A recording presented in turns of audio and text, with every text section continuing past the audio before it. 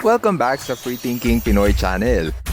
Sa video ito, mapapanood nyo ang 5 hayop na pinakamabilis mag-init ang ulo.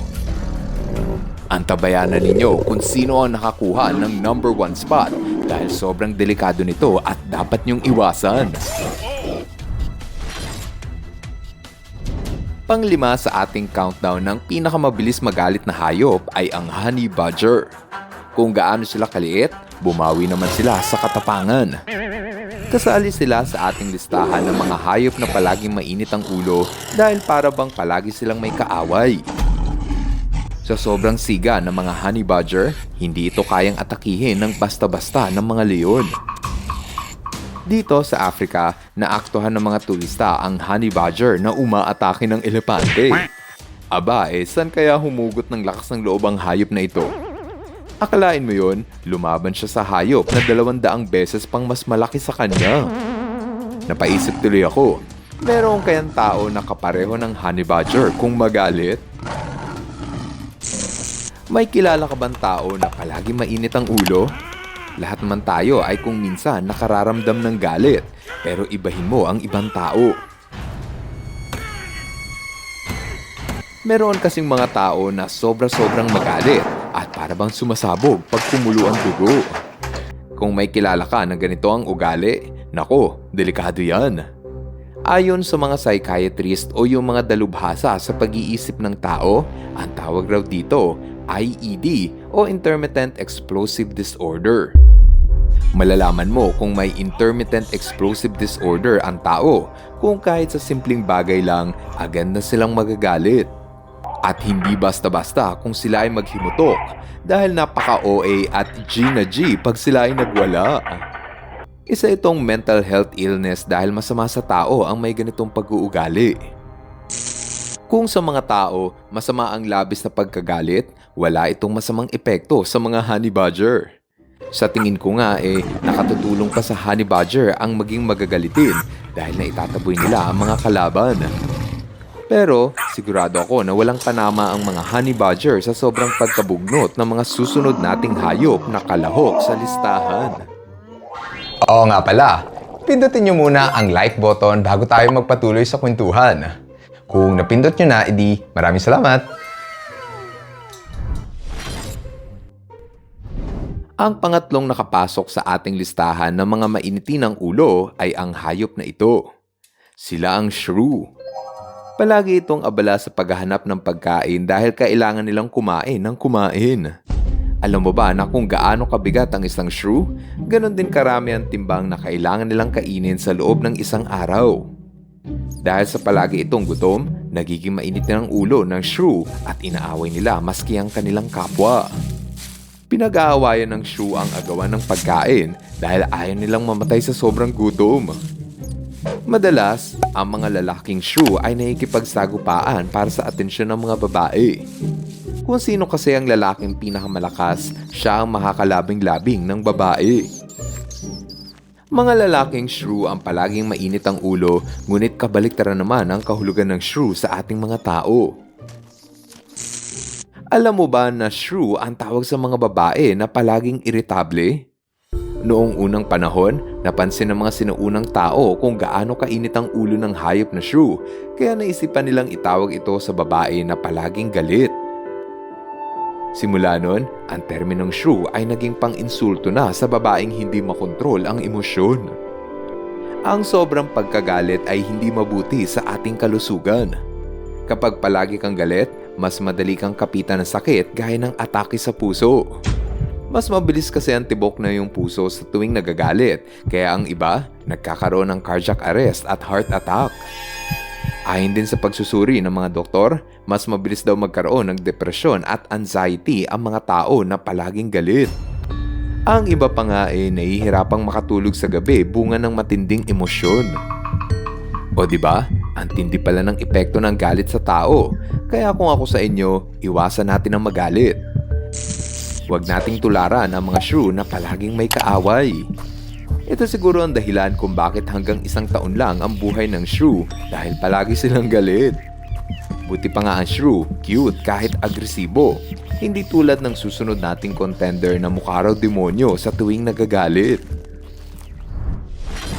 Sa paghahanap ng hayop na pinakamabilis mag-init ang ulo, dadalhin tayo nito sa kagubatan ng Tasmania.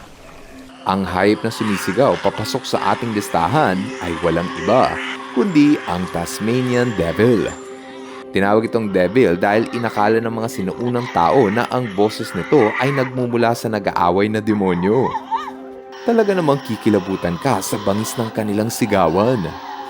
Nakapasok ito sa pangatlong pwesto dahil ang pakikipag-away ang paborito nitong komunikasyon. Kung gaano kapangit ang kanilang sigawan, kabaliktaran naman ito sa kung gaano sila ka-cute. Bigla tuloy ako napaisip. Meron pa bang ibang hayop sa mundo ang may nakaririnding sigaw pero cute? Kahit sino, aminado na ito ang pinakaayaw nilang sigaw na marinig. Hindi ba sasakit din ang ulo mo pag ito ang magsimulang umiyak? Marami kasing kahulugan ng pag-iyak ng bata. Pwedeng umiiyak dahil nagugutom, madumi na ang diapers o sadyang gusto lang talaga niyang umiyak. Kaya naman ang ibang nanay, nakaisip ng ibang paraan para patahimikin ang baby. Dito sa Vietnam, merong sumisikat na yoga para sa sanggol. Ito raw ang exercise para sa mga bagong silang. Kapag ginawa raw ito sa baby, nagiging matibay ang kanilang katawan at nababawasan ang pagiging iyakin ng bata. Huwag niyong gagayahin ito dahil pawang delikado. Kung masaya sa iba ang pagbubuhat ng baby, hindi mo ito pwedeng gawin sa Tasmanian Devil. Baka kasi kagating ka pa nito. Gayunpaman, mas delikado ang hayop na matutunghayan nyo na susunod nating contender. Ang pang top 2 sa ating listahan ay ang insekto na maski ang leon ay kinatatakutan. Sila ang mga bubuyog.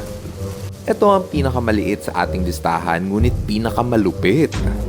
Maski ang hari ng kagubatan, walang panama. Huwag na huwag mong gagambalain ang bahay ng bubuyog dahil kung hindi, pagtutulungan ka ng humikit 1,000 piraso ng bubuyog na handa ng umatake. Pasok sa pangalawang pwesto ang mga bubuyog dahil kapag nagalit ito, siguradong mata mo lang ang walang latay. Buti na lang at hindi natin katulad ang bubuyog na palagi na lang mainit ang kanilang ulo. Marami kasing paraan para kumalma at iwasan ang magalit. Yung iba na gustong mawala ang galit, itinutuon nila ang atensyon sa pagpiga ng stress ball o di kaya ay ang fidget spinner. Sabi ng iba, mabisa rin daw ang paglabas ng sama ng loob pag nagbasag ka ng bote o kaya manira ng gamit. Siguro, ang pinakaastig na nakita ko na pantanggal stress ay ang manira ng sasakyan. Mas mabuti pa raw na sirain nila ang sasakyan kaysa ibuntong ang galit sa ibang tao. Siyempre, yung mga sira at lumang sasakyan lang ang winawasak nila. Dahil sayang naman, di ba, kung sisirain mo yung gumaganang sasakyan? Ikaw, paano mo ba nilalabas ang galit mo? Ano ang paraan mo para mawala ang galit mo nang wala kang sinasaktang tao? Paki-comment na lang sa iba ang iyong paraan para ma-share mo sa amin ang iyong technique. Ngayong napanood niyo na ang 4 na kalahok sa tagisan ng maiinit ang ulo, oras na para makilala na natin ang nakakuha ng numero 1 pwesto. Kung painitan ng ulo ang labanan, wala nang ibang kayang tumapat pa sa pagiging agresibo ng hayop na ito. Ang nakakuha ng titulo bilang pinakamabilis magalit ay ibibigay natin sa mga elepante. Kapag nagalit kasi ang elepante, siguradong wawasakin ito ang lahat ng humarang sa kanyang daan. Tuwing panahon ng mating season, mas nagiging bayolente ang mga lalaking elepante. Iyan ay dahil sa nagtatagisan sila ng palakasan para sa atensyon ng kanilang nililigawan. Sa mga ganitong panahon, tumataas ng 60 beses ang hormone na tinatawag na testosterone sa katawan ng lalaking elepante, kaya mas nagiging irritable sila. Must ang tawag sa estado ng elepante kung kailan sobra ang testosterone sa kanilang katawan at ang resulta, sobra din ang pagiging mainitin ng kanilang ulo. Kada taon, may 300 katao ang namamatay sa atake ng nagwawalang elepante sa buong mundo. Naisip ko na ibigay ang pwesto na top 1 sa elepante dahil walang ibang hayop ang ganito kadelikado sa tuwing nagagalit. Kaya naman pagdating sa painitan ng ulo, ang mga elepante ang tatanghalin bilang hari ng magagalitin. Ngayon, andito na tayo sa ating shoutout portion. Hello kay Haren Buylon. Hello rin kina Nor Hayden, John Patrick at sa Sumagop family from Zamboanga del Norte. Tio James, Mark Win, Kuya Romer, Mama Michelle, Tita Cecil at Lola Aida. At kina Yael Ezekiel at Isabel Amaris Socrates. Maraming salamat sa inyong panunod. Now see you guys in our next video. Bye-bye!